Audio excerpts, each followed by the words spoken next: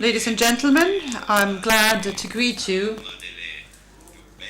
in one of the most beautiful European cities, and on behalf of the region Isevlovsk, that only too often has been known as the industrial heart and core of Russia, I'd like to thank the organizers for having invited me to participate to such an important forum.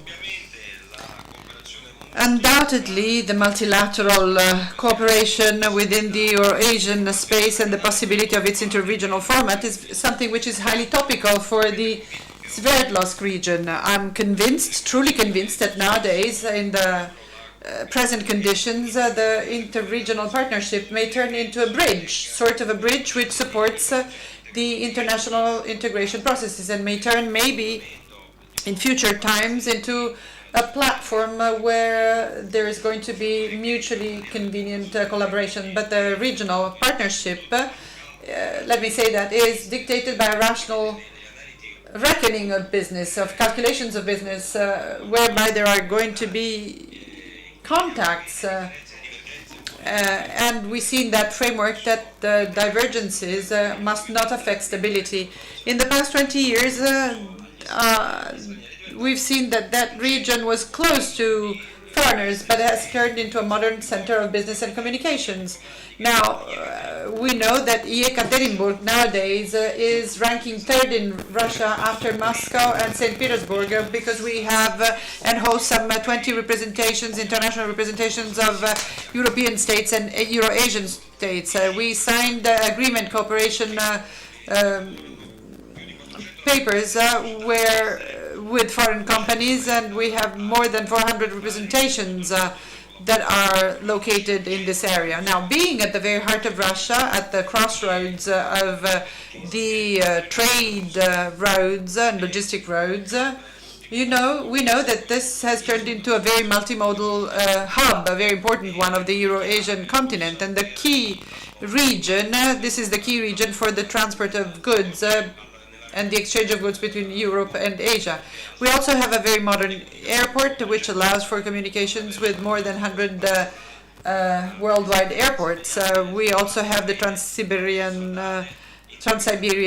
Railroad, and we know that there is an international corridor which runs from Berlin to Vladivostok. So from a geographical point of view, this is a crossroads of Europe and Asia. This is where the two continents come together, and this allowed for harmonic relations, but also made this region into an attractive place where to carry out international events, prestigious ones, with the participation of the representatives of countries from all over the world. So our region is hosting summits, forums, and we've had the first summit of the BRIC countries in the year 2008. We've had a number of negotiations which were German-Russian negotiations. We also have a remarkable potential to carry out a number of cultural, sports related and exhibition initiatives. We also will host soccer championships, as you probably know. We know that the national team, the Italian national team, will play and will play well on that occasion. One of the most important events that are hosted by us is the one of the Industrial Forum, the Russian Industrial Forum in Oprom. For the first time ever in the year 2015, we've had a guest which was a partner country, China. More than 75 countries did participate into the activities of the INOPROM. And this collaboration between our region and China made a quantum leap in the year 2015. In the year 2016, we envisage many more activities. In past years, we've had more than 650 societies and companies participating. But in the year 2016, as we know, India confirmed its own idea and intention to become a partner and member of our own forum. And let me just say that the eastern vector of our own trade activities became stronger. Just a week ago, we've come to the end of the second Russian-Chinese Expo in the Carbon City, and more than 200 businesses participated into that event. We had more than 10 Russian regions, and our own delegation, which saw the participation of more than 100 participants from different regions, scientists, cultural representative of the region of Sverdlovsk, and this has turned into a new place where relations with the Chinese partners take place. We ratified an agreement with the city of Korbin. We also signed another series of agreements for the road of silk corridor, and we are now trying to create new communications, qualitative communications. At the same time, the participation with the countries of the European Union is of a very high level. And for the European Union countries, we know that this accounts for more than 1/3 of trade exchanges and commercial exchanges and of all of the foreign investments. So a remarkable quota of technologies and imports also take place there. We can also recall the Swiss Saint-Gobain, Siemens, the German Siemens, but many more. The Swiss Omia, the Vassodorf Czech company, and we are doing whatever we can in order to attract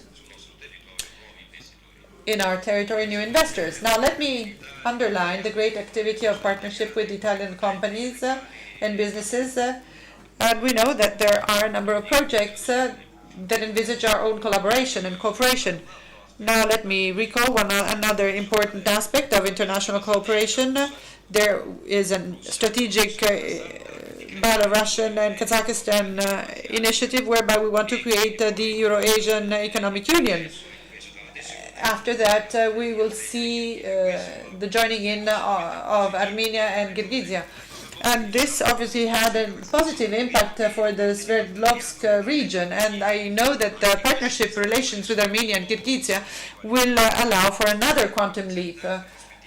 There are many potentials, serious potentials, and this has got to do with the entire spectrum of theme opportunities whereby we aim at allowing for new integration. So co-production at scientific level, transportation level, logistic level, small and medium businesses, and many more aspects are at stake.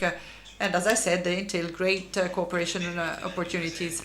Now, while still bearing in mind my time limits, let me stress that the participation of the Sverdlovsk region in the most diverse international projects envisaging global interaction allows for the solution of socioeconomic problems or just simply economic problems, but is fully in line with the new innovations, technological innovations, method innovations, and we see very positive examples with many other countries.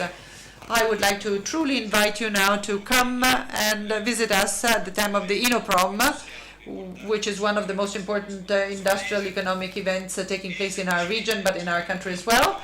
So I officially invite you to come and see, because we tend to say that it's much better to come and see once rather than hearing 1,000 times about given things that may happen.